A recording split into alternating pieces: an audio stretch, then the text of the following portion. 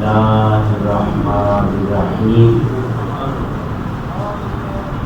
اقرأ باسم ربك الذي خلق خلق الإنسان من علق اقرأ وربك الأكرم الذي علم بالقلم علم الإنسان ما لم يعلم. وقال الله تبارك وتعالى في القرآن الكريم والفرقان المجيد في مقام آخر في شأن حبيبه مخبرا وعاملا إن الله وملائكته يصلون على النبي يا أيها الذين آمنوا صلوا عليه وسلموا تسليما. اللهم صل على سيدنا ومولانا محمد وعلى آله وأصحابه أجمعين. الصلاة والسلام عليك يا رسول الله وعلى آلك وأصحابك يا حبیب اللہ. علم زمین مگر آسمان قرآن، علم زمین مگر آسمان قرآن، علم مکین مگر لامکان قرآن، علم قطرہ مگر بحر بے کراں قرآن، علم ذرہ مگر صحرا قرآن. علم کی بھی شان ہے لیکن قرآن قرآن قرآن قرآن قرآن قرآن قرآن. یہی ہے آرزو کہ تعلیم قرآن ہو، یہی ہے آرزو کہ تعلیم قرآن عام ہو جائے، ہر ایک پرچم سے اونچا پرچم اسلام ہو جائے.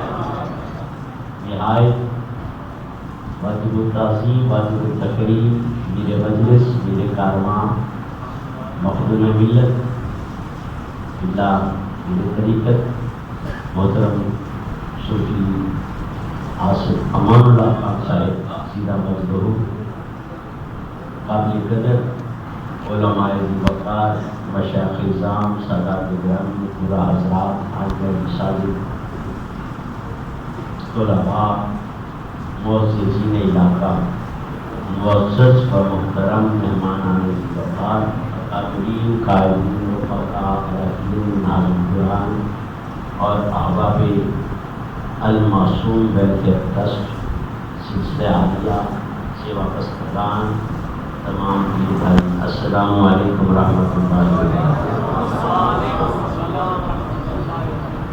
اللہ رب ذوالجلال کی بارگاہ میں بے شمار بار شکرانے جس خالق کائنات نے مصروف ترین زندگی کے کچھ قیمتی لمحے خانہ خدا میں اور درس قرآن میں درس خانہ قرآن میں گزارنے کی توفیق عطا فرمائے.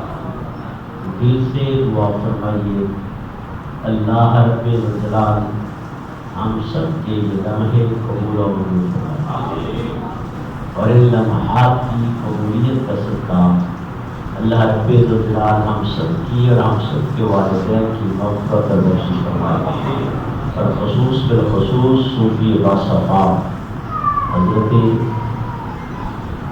امان اللہ رحمت اللہ علیہ، صوفی امان اللہ رحمت اللہ علیہ، اللہ رب الجلال ان کے درجے مزید بلند فرمائے. اللہ تعالیٰ ان کے علم روحانی اور صوفیانہ فیوز و برکات سے تمام اہل خاندان اور متعلقین اور متوسلین کو فیض یاب فرمائے.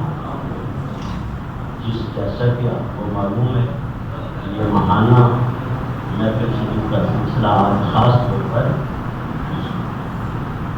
عرس پاک کی مناسبت سے اور برسی کی مناسبت سے سال ثواب کی مناسبت سے زیر انعقاد ہے. اور اس خوبصورت موقع پر مجھے جو آج مضمون دیا گیا ہے وہ علم دین ہے. مسجد میں ہم بیٹھے ہیں یہ بھی جامع مسجد رحمانیہ الدین ہے.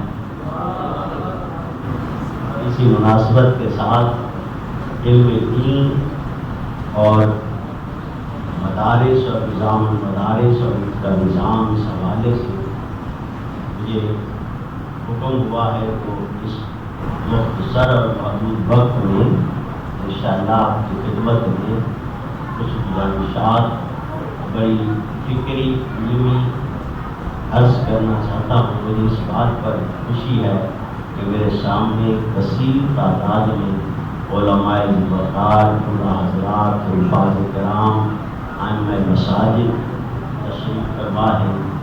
تو آج کی گفتگو اور بالخصوص وہ احباب جن کا کسی نہ کسی مدرسے سے تعلق، ان کے لیے آج کی گفتگو اور آج کی یہ دین کی خدمت ایک آنکھیں کھول دینے والی اور روشنی کو بڑھا دینے والی ثابت ہوگی انشاءاللہ.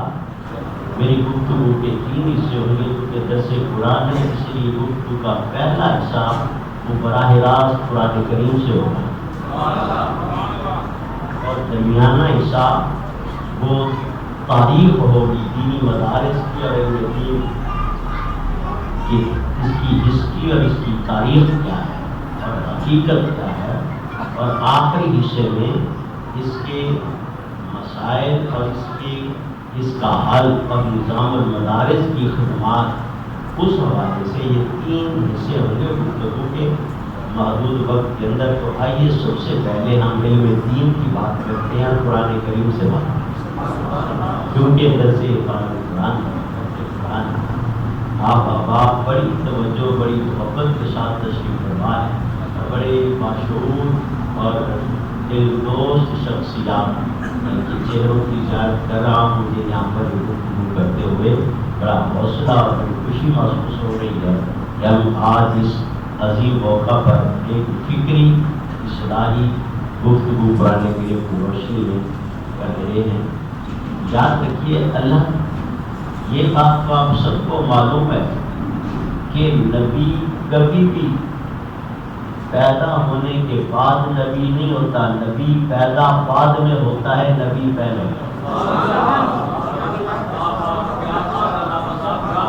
یعنی بہت بڑی بڑی باتیں جو ہے نا میں جملے میں کہتا ہوں، یہ ہمیشہ ذہن میں رکھ لیں. جو فتنے سر اٹھا رہے ہیں ہمیشہ ذہن میں رکھ لیں، اپنی محنت سے، مجاہدے سے، اپنے مراقبے سے، اپنے علم سے کوئی ولی تو بن سکتا ہے، مگر نبوت و رسالت کے فیصلے عالم ارواح میں ہو چکے تھے. وَإِذَا أَخَذَ اللَّهُ مِيثَاقَ النَّبِيِّينَ رب کعبہ نے یہ فیصلے اس وقت کرتے تھے. اپنی محنت، جد و جہد، عبادت، ریاضت، مراقبے سے کوئی ہو تب ابدال کلندر ہو سکتا ہے، پر یہ ساری چیزیں دنیا و جہان کی اکٹھی کر لے نبی نہیں ہو سکتا. نبی اس لیے نہیں ہو سکتا کہ نبی خود نبی نہیں ہوتا، بلکہ نبی انتخاب جلی ہوتا ہے. نبی وہی ہوتا ہے جسے رب نے عالم ارواح میں چن لیا. جس طرح نبوت اور رسالت کے فیصلے عالم ارواح میں ہو چکے، اسی طرح تاج تارے ختم نبوت کا تاج بھی عالم ارواح میں پیدا ہوا. بدبخت عقل کے اندھے لوگ چور دروازے تلاش کر رہے ہیں، کذاب لوگ، دجال لوگ چور دروازے داخل ہونے کی ناپاک جسارتیں کر رہے ہیں. انہیں معلوم ہونا چاہیے قرآن کریم کی 100 سے زیادہ آیاتیں بتا رہی ہیں کہ رب کعبہ نے ختم نبوت کا تاج عالم ارواح میں پہنا کے باقی سارے کذابوں اور دجالوں کے دروازے اس دن سے بند کر. اب یہ جملہ میں نے اس لیے بولا کہ چونکہ بات یہاں سے شروع ہو رہی ہے کہ آقا علیہ السلام تاجدار ختم نبوت امام الانبیاء سید الانبیاء حضرت محمد مصطفیٰ صلی اللہ علیہ وآلہ وسلم پر جب پہلی وحی نازل ہوئی، وہیں سے آپ کو درس قرآن دے رہا ہے. تو یہ جملے اس لیے آپ کو اولاً عرض کر دیے تاکہ کوئی یہ نہ سمجھے کہ شاید آج اعلان نبوت ہو رہا ہے، آج وحی کا نزول شروع ہو رہا ہے تو شاید آج نبوت ہو رہی نہیں، نبی پہلے تھے، آج اظہار نبوت ہو رہا ہے۔ تاجدار ختم نبوت پہلے تھے، آج اس کا اظہار ہو رہا ہے۔ محبوب خدا پہلے تھے، آج اس کا اظہار ہو رہا ہے۔ ایک پردہ اٹھایا جا رہا ہے، 70,000 پردوں میں سے ایک پردہ ہٹا، 70,000 پردوں میں سے، جس میں عظمت رسول، محبت مصطفیٰ، تعظیم مصطفیٰ، حسن مصطفیٰ، جلوہ مصطفیٰ، مقام مصطفیٰ اور حقیقت مصطفیٰ، جس کو 70,000 ایک سے زیادہ پردوں میں چھپایا گیا ہے، ان 70,000 میں سے صرف ایک پردہ ہٹایا گیا۔ خدا کی قدرت نے ڈال رکھے ہیں تجھ پہ 70,000 پردے، جہاں میں لاکھوں ہی نور بن کے لوٹتا ہے کبھی حجاب تیرا۔ آئیے اس دن اب یوں سمجھیے کہ عظمتوں کے اظہار کا آغاز ہو رہا ہے۔ عظیم تو تھے مگر عظمتوں کے اظہار کا آغاز ہو رہا ہے۔ وہ اعلیٰ تو تھے مگر ان کے اعلیٰ ہونے کے اظہار کا آغاز ہو رہا ہے۔ یوں سمجھیے اب وہاں سے ہمیں کیا سبق ملے گا کہ جہاں انسان کی عظمت کا سفر شروع ہوتا ہے وہ اقرا سے ہوتا ہے، وہ علم سے ہوتا ہے۔ اس کی اگر ہسٹری اور اس کی تفصیل میں جائیں تو قرآن کریم کی درجنوں آیتیں بھری ہوئی ہیں۔ وہ رب کعبہ نے سیدنا آدم علیہ السلام کو جب فرشتوں سے سجدہ کروایا نا تو فرشتے حیران تھے، بولا عبادت تو ہمارے پاس ہے، علم ہمارے پاس ہے، عمل ہمارے پاس ہے، سال ہا سال اور صدیوں کا ذکر، اذکار اور تسبیحات، نحن نسبح بحمدک ونقدس لک، تقدیس، تسبیحات، ویل و رات، ذکر، اذکار ہمارے پاس ہیں، اور سجدہ آدم کو تعظیماً سمجھ نہیں آ رہی۔ رب نے فرمایا وَعَلَّمَ آدَمَ الْأَسْمَاءَ، میں نے جو علم آدم کو دیا ہے تمہیں نہیں دیا۔ یہ راز کھول دیا کہ اصل فضیلت کا سبب اور سجدہ تعظیمی آدم علیہ السلام کی اس عظمت کا سبب رب نے علم کو بتا دیا۔ فرشتوں سے بہتر ہے انسان بننا مگر اس میں لگتی ہے محنت۔ فرشتہ مجھ کو کہنے سے، علامہ اقبال، فرشتہ مجھ کو کہنے سے میری تحقیر ہوتی ہے، میں مسجود ملائک ہوں، مجھے انسان ہی ہے۔ جو پایا علم سے پایا بشر نے، پہلا پایا اس کا مطلب ہے رتبہ، رتبہ جو پایا علم سے پایا بشر نے، فرشتوں نے بھی وہ پایا نہ پایا۔ یہ تو یہ اس لیے یہ قاری صاحب پیچھے تشریف فرما دیں گے، آگے آپ فیضان صاحب تشریف فرمائیں، اللہ تعالیٰ آپ کو صلاح دے۔ اچھا ٹھیک ہو، ٹھیک ہو، بس میں زیارت کرتا ہوں آپ کی، آپ میرے سامنے۔ یہ بات کو اب اس پر زیادہ وقت میں نہیں لگا سکتا کہ انسانیت کو جو رتبہ اور مقام ملا ہے وہ علم کی وجہ سے، اور آقا علیہ السلام کی عظمتوں کا اظہار جب کیا گیا تو پہلی آیت وہ بھی آیت علم دین ہے جو آج کا مضمون ہے۔ اور خوبصورت بات کہ آج یہ مختصر آیات کریمہ، 5 آیات کریمہ کا ترجمہ پیش کر رہا ہوں پنجن پاک کی نسبت سے، تاکہ وہ خیر اور فیض کو بھی شامل ہو۔ رب کعبہ نے قرآن کریم میں ارشاد فرمایا جب پہلی وحی نازل ہوئی، فرمایا اقرا، بہت ساری باتیں میں نے چھوڑ دی قلت وقت کے پیش نظر، کیونکہ ایک اہم جو کام ذمہ لگایا گیا وہ آپ کے سامنے پیش کرنا ہے۔ فرمایا اقرا بسم ربک الذی خلق، رب نے فرمایا محبوب اپنے رب کے نام سے پڑھ۔ یہاں ہزار لوگ ہی نام سن لیں، ایک اذان سننا لازم ہے، یہاں ہزار لوگ ہی ہم سن لیں۔ اقرا بسم ربک الذی خلق، اپنے رب کے نام سے پڑھ جس نے پیدا فرمایا۔ اب اس میں ایک لفظ میں بڑے موتی ہیں، عارفانہ، علمی، عاشقانہ، مطلب علم کا آغاز جو ہے وہ اللہ تعالیٰ کی ذات توحید و وحدانیت اور اللہ تعالیٰ کے اسماء اور اللہ تعالیٰ کی شان سے ہونا چاہیے، اور اللہ تعالیٰ کے نام سے بسم اللہ الرحمن الرحیم سے ہونا چاہیے. اور فرمایا یہ نہیں فرمایا اللہ تعالیٰ یہ بھی فرما سکتا ہے کہ بسم اللہ اللہ کے نام سے پڑھ، یہ بھی اللہ تعالیٰ فرما سکتا تھا. اپنے ذاتی یا صفاتی ناموں میں سے کوئی نام لگا نہیں فرمایا. اقرا بسم ربک فرمایا پیارے اپنے رب کے نام سے پڑھا، اپنے رب کے. میں نے اس کا ترجمہ یہ بنے گا پیارے رب کے نام سے پڑھ. مولا کون سا؟ پیارے مصطفیٰ تو تیرا رب. اور یہ ایک مقام پر نہیں فرمایا، قرآن کریم میں درجنوں مقام پر رب کعبہ رکھی فرمایا فلا و ربک پیارے مجھے قسم ہے تیرا رب ہونے.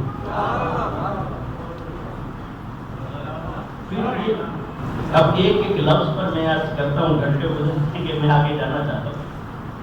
اتنا نقطہ دے دیتا ہوں اہل علم کو کہ قرآن کریم میں جہاں بھی ربا کا ربی کا ربو کا لفظ ہے کریم پر میں اس کا ربو کا، جہاں بھی ربا کا ربی کا ربو کا لفظ ہے نا یوں سمجھ لے رب میں پیارے تیرے رب کی یہ بات ہے.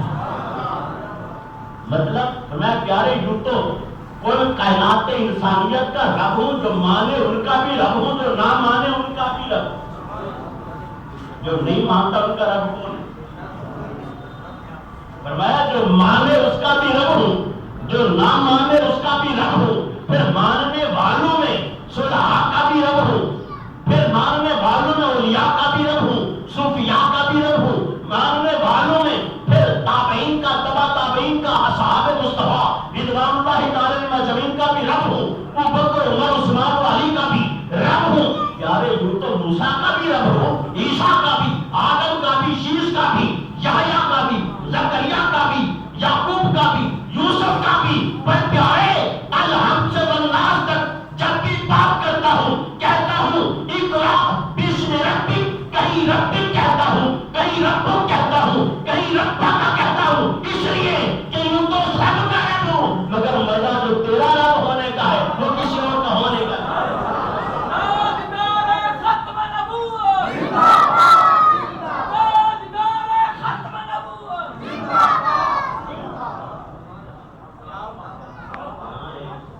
علماء کرام سے دعا لینے کے لیے بہت بڑا جملہ بولنے جا رہا ہے.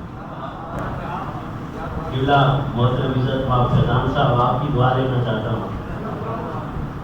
بڑا تھوڑے وقت میں چاہتا ہوں زیادہ خدمت کر سکوں.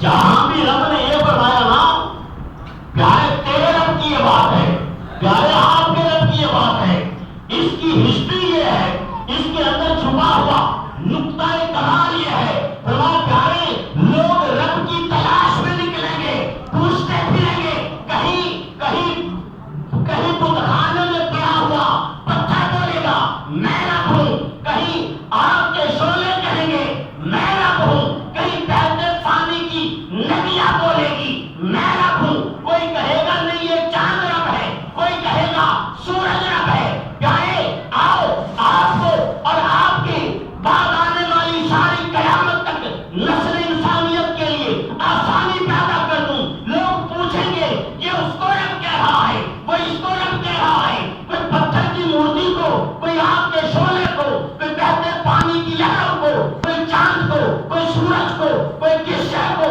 کس شے کو، کس رب کی طرف جائیں.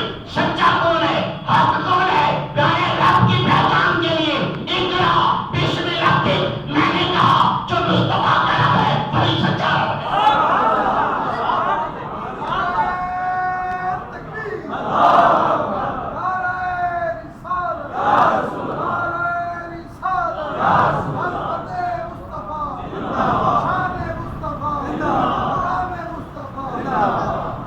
کہنے والے بہت سے ہوں گے، کوئی رب کی تشریح کر اس اپنے انداز میں کرے گا، کوئی علم سے کرے گا، کوئی عمل سے کرے گا، کوئی تبلیغ سے کرے گا، کوئی تقریر سے کرے گا، کوئی کس انداز میں کرے گا. رب فرمایا مجھ سے پوچھو میں اپنا تعارف کیا کرواتا ہوں. فرمایا میں وہی سچا رب ہوں جو محمد مصطفیٰ کا رب ہے. بس بات ہی ختم ہو گئی. فرمایا میری تلاش میں نکلنے والوں دہلیز مصطفیٰ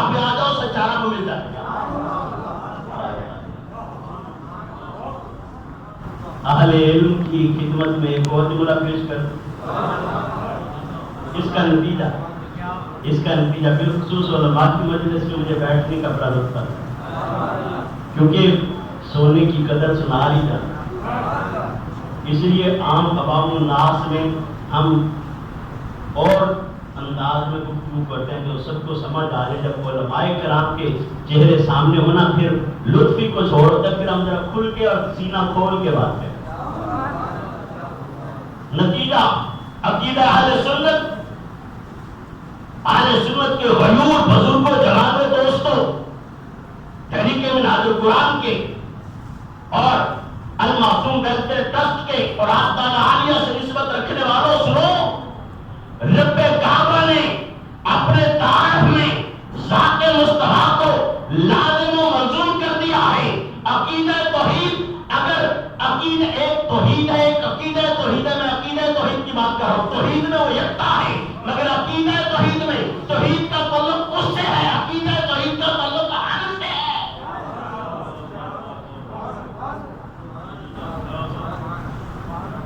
اب میں یہ لفظ کیسے سمجھاؤں، میرا اگلا مضمون رہ جائے۔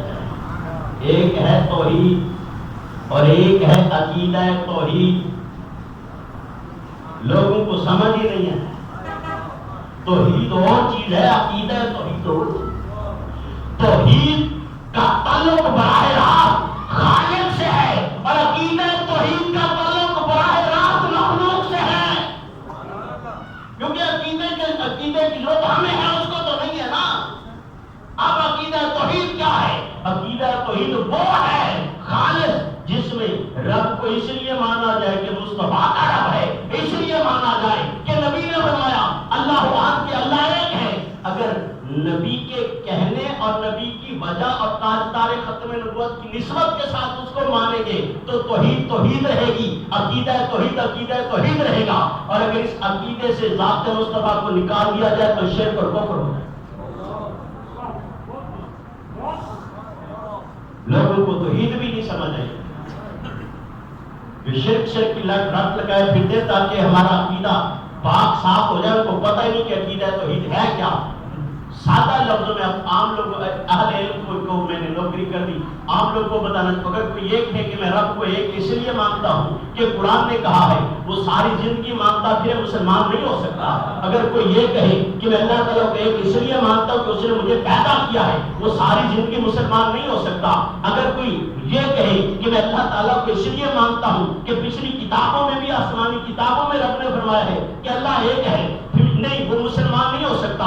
اگر کوئی یہ کہے کہ پہلے نبیوں اور رسولوں نے بتایا کہ اللہ ایک ہے اس لیے اللہ کو ایک مانتا ہوں، مسلمان نہیں ہو سکتا۔ مسلمان تب ہوگا جب یہ مانے کہ امن کے لال نے بتایا ہے کہ رب ایک ہے۔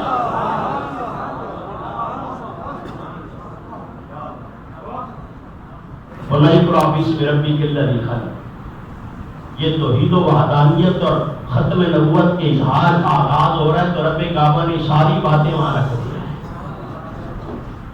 یہاں تعلیم اور علم کی رب کعبہ نے جستجو کا ذکر کیا، پھر فرمایا خلق الانسان من علق۔ اب فکری باتیں شروع، اور میں جتنا شارٹ کر سکتا ہوں اتنا کرنے جا رہا ہوں۔ فرمایا رب کعبہ نے پیدا فرمایا، کیسے پیدا فرمایا؟ خلق الانسان من علق، ایک ہینگنگ پوزیشن میں۔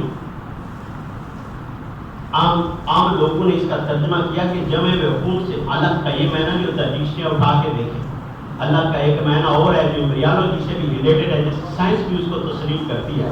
فرمایا اللہ رب العزت نے فرمایا خلق الانسان من علق، تعلق تعلیق علق، اس کا مطلب ہے ہینگنگ پوزیشن، لٹکی ہوئی پوزیشن، یعنی اس پوزیشن میں انسانیت کی تخلیق کا آغاز کیا۔ ایک پہلی آیت میں تخلیق اول کی بات کی کہ آدم علیہ السلام کو کیسے پیدا فرمایا، اپنے ہاتھ سے پیدا فرمایا۔ دوسری آیت میں ہر انسان کی تخلیق کی بات ہو رہی کہ ان کو ماں باپ کے ایک خاص ریلیشن سے پیدا کیا۔ یہ ہے وہ پرانی ترجمہ جو سائنس کے بھی موافق ہے، سائنس بھی اس کا اعتراف کرتی ہے، اور آج کی جدید ایمبریولوجی اور باٹنی اور باٹنی۔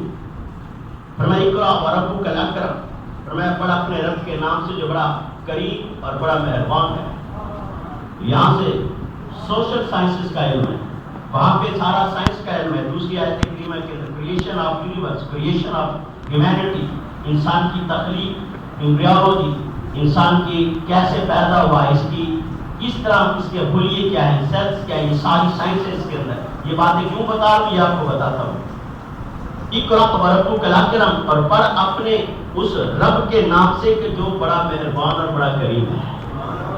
اس لیے رب نے اپنی شان کریمی کا اظہار کیا. فرمایا انسان اگر میرے صبغۃ اللہ و مناسب اللہ صبغہ، اگر میرے رنگ میں اپنے آپ کو رنگنا چاہتا ہے تو میں بھی نرم ہوں، تو بھی نرم ہوں. ان اللہ رفیق، قال النبی صلی اللہ علیہ وآلہ وسلم ان اللہ رفیق ویحب الرفق.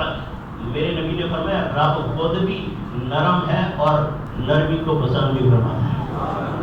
رفیق اسی سے ہے، رفق اسی سے ہے. آج کا یہ ایک بڑا المیہ ہے کہ ہمارے اندر وہ نرمی نہیں ہے، غصہ، جلد بازی، ایموشنل ہو جانا، اگریسو ہو جانا، کیش میں آ جانا. یہ بیماری اتنی بڑھتی جا رہی جتنی تاریخ میں کبھی نہیں. تو رب نے فرمایا اگر میرا بندہ بننا ہے تو میری شان میں، میرے رنگ میں اپنے آپ کو رکھنا، میری صفات کا عکس، میری صفات کی جھلک تمہارے اندر نظر ہے. فرمایا میں بھی معاف کرنے والا ہوں، تم بھی انتقام نہ لو، معاف کرنے والے ہو. فرمایا میں بھی ستار العیوب ہوں، تم بھی عیب چھپانے والے ہو. فرمایا میں بھی تمہاری نافرمانیاں برداشت کر کے پھر بھی تمہارے لیے دروازے بند نہیں کرتا، تم بھی اپنے رشتے داروں، اعزا و اقارب، بیوی بچوں کے لیے کبھی بھی دروازے بند نہیں کرتا. یہاں تربیت کا سارا مواد ہے. پھر میں اللہ جی علم بالقلم، فرمایا وہ رب جس نے انسان کو علم دیا قلم کے، یہاں لکھنے کی بات کی. پھر فرمایا علم الانسان ما لم یعلم، فرمایا انسان کو وہ کچھ سکھا دیا جو وہ پہلے نہیں جانتا تھا. یہاں جدت کی بات ہے کہ یہ نہیں ہے کہ جو علم پہلے سے ہے اسی پر ہی اکتفا کرو، نہیں، آگے بڑھو، انوینشنز کی طرف آؤ، جدت کی طرف آؤ، ایجاد کی طرف آؤ، آگے جو معلوم نہیں ہے اس کو پانے کی طرف بڑھو، آگے تجدید کی طرف بڑھو. اس میں تجدید اور اس میں علم کے لیے پڑھنے کا اشارہ ہے. میرے جان بتانا یہ چاہتا ہوں کہ بدقسمتی سے قرآن میں تو رب کعبہ نے پہلی آیات کریمہ میں سائنس کا علم بھی رکھ دیا، ایمبریولوجی کا بھی رکھ دیا، کریشن آف ورلڈ کا بھی رکھ دیا، کریشن آف یونیورس کا بھی رکھ دیا، کریشن آف ہیومینٹی کا بھی رکھ دیا، ہیومن بینگ کا بھی رکھ دیا، سوشل سائنسز بھی رکھ دی. ابتدائی آیات میں. اور تاریخ یہ بتاتی ہے کہ پہلے صفا کے چبوترے سے لے کر دار ارقم سے لے کر دمشق، کرتبہ، بغداد تک، اب فکری باتیں ذرا ایکٹیو ہو کے بیٹھے. پہلے جو علم ہوتا تھا ایک چھت کے نیچے، ایک درخت کے نیچے، ایک چھپر کے نیچے یا ایک چبوترے پر. استاد ایک ہوتا تھا، علوم سارے ہوتے تھے. وہیں سے ابو علی سینا نکلتے تھے، وہیں سے مولانا روم نکلتے تھے، وہیں سے ابن الحیثم نکلتے تھے، وہیں سے امام غزالی بنتے تھے، وہیں سے امام راضی بنتے تھے، وہیں سے امام غزالی بنتے، وہیں سے امام رومی بنتے تھے، وہیں سے مجدد استثانی بنتے تھے. استاد بھی وہی ہوتا تھا، شیخ بھی وہی ہوتا تھا. بدقسمتی سے کیا ہوا؟ بدقسمتی یہ پوری 1300 سال کی تاریخ ہے. کوئی تعلیمی ادارے الگ الگ نہ تھے. وہیں سے حکمت کے شہنشاہ بھی بنتے تھے، وہیں سے صوفیاء بھی بنتے تھے، وہیں سے تصوف اور معرفت کے شاہ سوار بھی نکلتے تھے، وہیں سے میدان جہاد کے غازی بھی نکلتے تھے. صحیح کہہ رہا ہوں؟ علماء کرام ایسے ہے، یہ الگ الگ درس گاہیں کی یا ایک ہی ہوتی تھی؟ بدقسمتی کہاں سے نکلی؟ بدقسمتی یہ ہوئی کہ پھر دین کو الگ الگ کر دیا، ایک طرف محدود کر دیا دین کو تاکہ اس کو عیسائیت کی طرح بند کر دیا جائے. جس طرح عیسائیت چرچوں میں بند ہو گئی ہے، یہ چرچ کے اندر آئے تو وہ دیندار بن جاتے ہیں، چرچ سے باہر نکل جائیں تو ماترم کی طرح آزاد ہو جاتے ہیں. دین اسلام کے خلاف یہ سازش ہوئی، ان کو الگ الگ کر دیا. پھر ایک طرف جدید علوم کو رکھ دیا گیا، ایک طرف کالجز یونیورسٹیز اور اس میں جدید سارے علوم، اور ایک طرف قرآن اور حدیث کے علم کو محدود کر کے، اس کے تصور کو محدود کر کے ایک سازش کی تحت اسے مسجد اور مدرسے میں بند کر دیا. نتیجہ یہ نکلا کہ ایک طرف فوجی پیدا ہونے لگے اور ایک طرف مولانا صاحب. اب دونوں کی سوچ الگ الگ تھی. مولانا صاحب کو یہ معلوم نہیں تھا کہ میڈیکل سائنس کیا کہتی ہے اور حکم پڑھنے والوں کو یہ پتا نہیں تھا کہ جنازہ کیسے. یہ کنٹراڈکشن، یہ بہت بڑا گیپ اس نے تباہی پھیلائی. اب آپ کو یہ بتانا چاہوں کہ یہ شروع کہاں سے. یہ 2 صدیوں کی بات ہے. اس سے پہلے پورا یورپ، یہ فکری باتیں آپ کو بتا دوں کیونکہ نظام المدارس کے حوالے سے آپ نے بتایا تو وہ ہسٹری بتانا چاہتا ہوں. پورا یورپ، جاپان سے لے کر مغرب تک، پورا شرق و غرب اعلیٰ تعلیم کے حاصل کرنے کے لیے مصر میں اور بغداد میں آتا تھا. اعلیٰ تعلیم کے حصول کے لیے دمشق میں آتا تھا، جہاں دینی مسلمانوں کی درسگاہیں تھی بڑی تھی. دمشق میں، کرناٹا میں، مصر میں، بغداد میں، یہاں بڑے بڑی تعلیم درسگاہیں تھی. پھر کیا ہوا؟ جس دن سے ایک سازش کے تحت ہمیں ہمارے نصاب کو محدود کر دیا گیا. کب کیا گیا یہ بھی بتاتا ہوں. محدود کر دیا گیا. ہم نے انگریزی کے خلاف فتوے جاری کر دیا. اپنے بچوں اور مسلمانوں کو انگریزی نہیں پڑھنے دی اور انہوں نے سارا جدید تعلیم انگریزی میں، پہلے ساری تعلیم فارسی اور عربی میں ہوتی.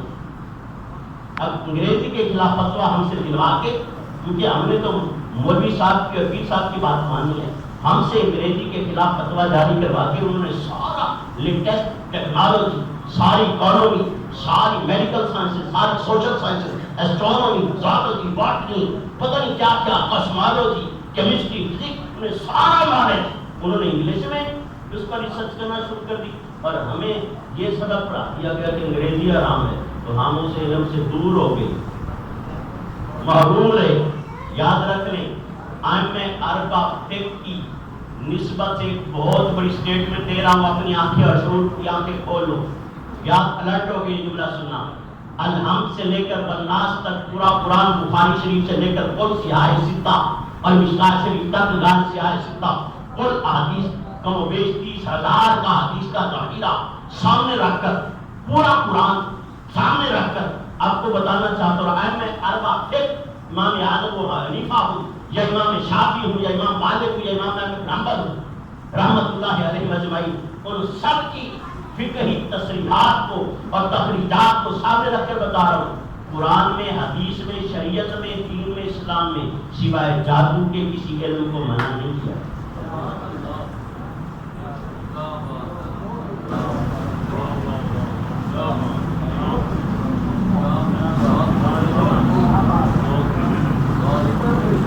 سوائے جادو کے مجھے کوئی بندہ ایک حدیث دکھا دے، میں قرآن میں دکھا دے. آپ نے پڑھا علامہ بالقلم، رب نے فرمایا کہ رب نے تجھے قلم سے سکھایا، مطلب یہ ہے کہ قلم نہیں چھوڑ. اب علماء کو بتانا چاہتا ہوں، میں نے ایسے حاضرین بھی دیکھے ہیں عالمیہ کا امتحان دے رہے ہوتے ہیں اور کہتے ہیں جی میں عالم تو ہوں مگر مجھے لکھنا نہیں آتا، مجھے کوئی لکھنے کے لیے رائٹر دے دیں، لکھنے کے لیے مجھے ہیلپر دے دیں. یہ میں نے اپنی آنکھوں سے دیکھا ہے. ہم نے کیوں محروم رکھا؟ وہ جس نے آگے ہماری امامت اور قیادت کرنی ہے، وہ ایک درخواست اور ایک اپنا پرچہ بھی نہ لکھ سکتے، ایک فتویٰ بھی نہ لکھ سکتے اور اس کے نام کے ساتھ ہم مفتی لکھیں گے. یہ کام چلتا رہا ہے. کیوں چلتا رہا یہ بھی بتاتا ہوں. قرآن کہہ رہا ہے قلم کا ذکر، قرآن کریم میں تو اللہ نے پوری سورت کا نام سورت قلم رکھا کہ نہیں رکھا؟ پھر بھی ہم قلم سے دور، لکھنے سے دور. ہم سمجھے نہیں کہ سازش کیا ہے، ہمیں کہاں دھکیلا جا رہا ہے. آپ کو بتاتا ہوں یہ ہوا کیا ہے. ہوا یہ پہلے سارے علوم ایک ہی جگہ اکٹھے ہوتے، پھر ان کو الگ الگ کر کے مغل بادشاہوں کا ایک سرکاری درس نظامی کو درس نظامی کیوں گیا؟ درس نظامی ہم جو بچے ہمارے عالم بنتے ہیں کیا پڑھ رہے ہو کہ درس نظامی پڑھ رہے ہیں؟ اس کو پتہ ہے درس نظامی کیوں کہتے ہیں؟ یہ سلیبس بنوایا تھا مغل شہنشاہوں نے. ان کا ایک سرکاری مولوی تھا ملا نظام الدین. اس کو کیونکہ جب یہ مغل شہنشاہ عیاشی کرنے لگے تو علماء کرام ان پر تنقید کرتے کہ یہ عیاشی اسلام میں جائز اب انہوں نے کیا کیا، ایک سرکاری ملا کو خریدا، ملا نظام الدین کو خریدا، اسے پورے وسائل دیے، اسے پوری ٹیم دی، اسے کہا کہ مدرسوں کا ایسا سرکاری نصاب اور سلیبس بنا دو یہ آپس میں لڑتے رہے، ہم جو کچھ کرتے رہے ہمیں کوئی پوچھے نہیں۔ اس سلیبس کو بنایا گیا آج سے 350 سال پہلے۔ کتنا؟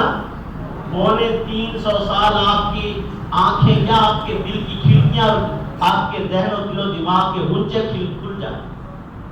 350 سال پہلے یہ سلیبس بنایا گیا نصاب درس نظامی کا، اور وقت بدل گیا، وقت کے تقاضے بدل گئے، ضروریات بدل گئیں، لیکن 350 سال ہم اس نصاب اور اس نظام کو، مدارس کے نظام کو نہ بدل سکتے۔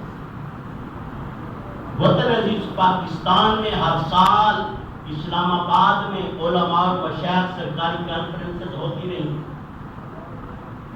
بائی ایئر ٹکٹ ملتے رہے جہاز کے علماء اور مشائخ کو، 5 اسٹار ہوٹل میں کمرے ملتے رہے، 3 دن عیش و عشرت کے کھانے چلتے رہے، دعوتیں ہوتی رہیں، اجلاس ہوتے رہے۔ وہ ٹائٹل یہ ہوتا تھا کہ اب موجودہ دور کے مطابق اس سلیبس اور نصاب کو تھوڑا اس میں اضافہ کر کے، پہلی چیزیں بھی رکھیں بنیادی، تھوڑا اضافہ کر کے کم از کم 8، 10، 12 سال مدارس میں پڑھنے والا بچہ جب معاشرے میں اس قابل تو ہو کہ اس معاشرے کے مسائل کا حل نکال سکے۔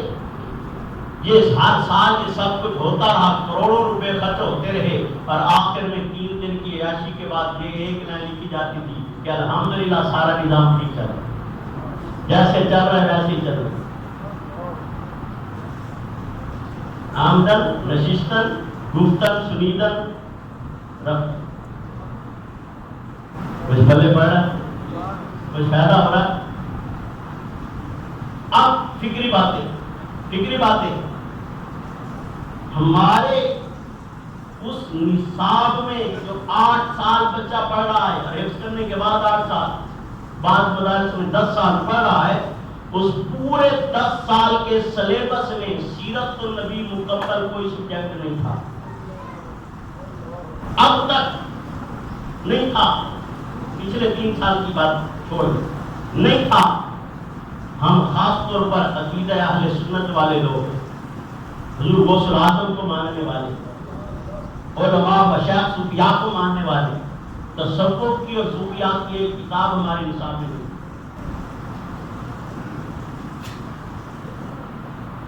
اخلاقیات کا کوئی مضمون نہیں تھا۔ ہم حدیث پڑھاتے تھے، 6 سال کے بعد جا کے اب دور حدیث شروع ہوا، علماء بیٹھے سے پوچھ 5-6 سال حدیث نہیں پڑھ، حدیث کی کوئی کتاب پہلے 4-5 سال میں نہیں۔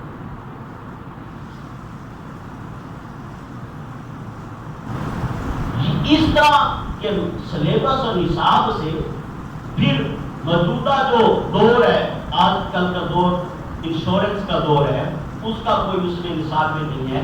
جدید مسائل ہیں، ٹرانسپلانٹ ہے، آج کا نوجوان آ کے پوچھتا ہے کہ پیوند کاری ہو سکتی ہے، ایک انسان کے جسم کو دوسرے مریض کو دے سکتے ہیں، بلڈ ٹرانسپلانٹ کر سکتے ہیں، یہ جگر ٹرانسپلانٹ کر سکتے ہیں۔ اس کا ہماری مدارس کے نصاب میں کوئی چیز، حتیٰ کہ مفتی کے سلیبس میں بھی یہ چیزیں نہیں۔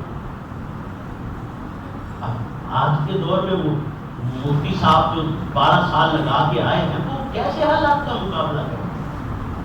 یہ ساری صورتحال قصہ مختصر المختصر الحمدللہ ثم الحمدللہ 4 سال پہلے، پھر پہلے صرف 5 بورڈ ہوتے تھے دینی مدارس کے، پھر نئے بورڈ بنے 18 ہوئے، اس میں سے ایک بورڈ نظام المدارس ہوا جو منہاج القرآن حضور شیخ الاسلام استاد مکرم پروفیسر ڈاکٹر محمد طاہر القادری مدثر العالی کو ملا بورڈ۔ اس بورڈ کا پہلی جرات حضور شیخ الاسلام نے 3 صدیوں 350 سال کے بعد پہلی جرات انہوں نے کی، انہوں نے آتے ہی سلیبس اور نصاب کو ریوائز کر پہلے مضمونوں کو بھی شامل رکھا ہے، اور منطق، علم البلاغہ، بلاغت، علم تفسیر، صرف، نحو، یہ سارے علوم کو، تفسیر، اصول تفسیر، حدیث، اصول حدیث، یہ سارے علوم بھی شامل رکھے، ساتھ ہی پہلے سال سے حدیث کی کتابیں بھی شروع۔ عقیدے کی کوئی کتاب نہیں تھی ہمارے 8 سالہ سلیبس۔ اب پہلے سال سے عقیدہ اہل سنت کی کتاب شامل 40 دیکھو نا، جو بچہ علم اب جو بچہ درس میں مدرسے میں شروع کرتا ہے، یہ تو کوئی گارنٹی نہیں ہے کہ وہ 8 سال پڑھے گا. گارنٹی ہے؟ گارنٹی ہے؟ نہیں ہے نا. کوئی ہو سکتا ہے کسی کی پریشانی ہو 6 مہینے بعد رخصت ہو سکتا ہے کسی کی پریشانی ہو وہ 2 سال بعد پڑھ کے چلا ہو سکتا ہے. نہیں ہو سکتا، مجبوری آ جاتی ہے نا. جدید تعلیمیں میں کالج کی تعلیمیں بھی آ جاتا ہے ایسا، کبھی وسائل کی کمی، کبھی شادی ہوگی، کبھی مختلف بیماری، ایسا ہے نا. تو جس بچے نے 5 سال مدرسے میں پڑھا ہے اس کا کیا قصور ہے کہ 5 سال اس کے پاس حادثت العالیہ کی 6 سال لگا کے آ رہا ہے مگر اس نے حدیث ابھی تک نہیں پڑھی، اس کا کیا قصور؟ نظام المدارس کے سلیبس میں قبلہ صوفی صاحب پہلے سال سے 40 حدیثیں عقیدے پر ہیں، محبت اہل بیت اطہار پر، تعظیم محبت صحابہ کرام پر، عظمت رسول پر، عشق رسول پر 40 حدیثوں کی کتاب پہلے سال سے پڑھائی جاتی ہے تاکہ کوئی بچہ اگر 10 دن بھی مدرسے میں لگا کے جائے اسے پتا ہو کہ نبی کی شان حدیث میں آئی ہے، اسے پتا ہو کہ اہل بیت اطہار کی شان اور حدیث میں آئی ہے، اسے پتا ہو کہ صحابہ کرام کی محبت حدیث میں آئی ہے، اسے پتا ہو کہ خلفائے راشدین کا رتبہ روزہ حدیث میں ہے. کوئی 15 دن بھی نظام المدارس میں پڑھ کے جائے گا تو کم از کم زیادہ بھی تو 5 حدیثیں وہ عقیدے کی یاد.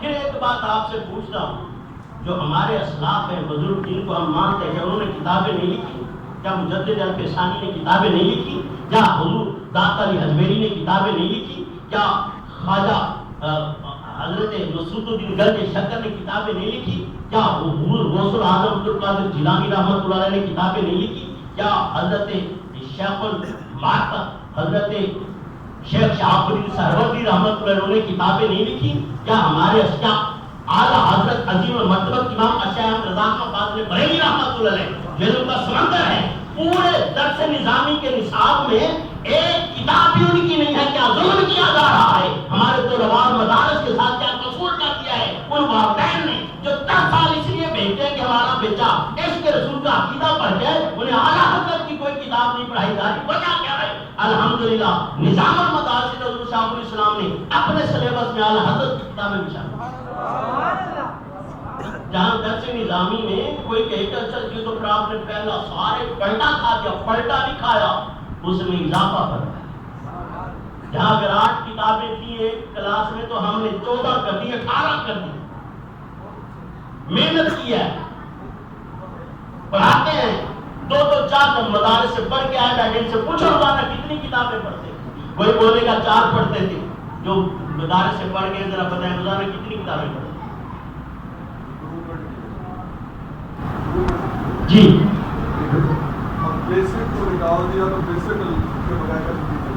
جی مطلب ریوائز کیا ہے اسے، تجدید 4 کتابیں 5 پڑھ کے پڑھا کے تو چلو جی چھٹی. ہمارے نصاب میں روزانہ 18 12 مضمون پڑھایا 1 بائی 1 سسٹم دیتا ہے.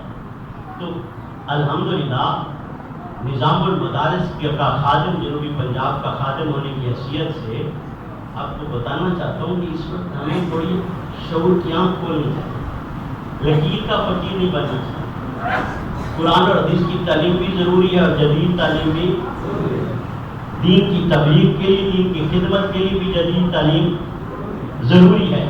انگریزی پر کفر کے فتوے لگانے سے کچھ نہیں جائے گا. انگریزوں کو مسلمان بنانے کے لیے انگریزی سیکھ کر انگریزی میں دین کی تبلیغ کرنا بھی دنیا کی ہر زبان. میں نے آپ کو ایک سٹیٹمنٹ دے دیا ہے، لاکھوں کی بات ہے. میں نے کہا پوری شریعت، پورا قرآن، پوری حدیث، احمد اربع فقہ، میں نے کہا سوائے جادو کے کسی علم کو حرام نہیں کہا.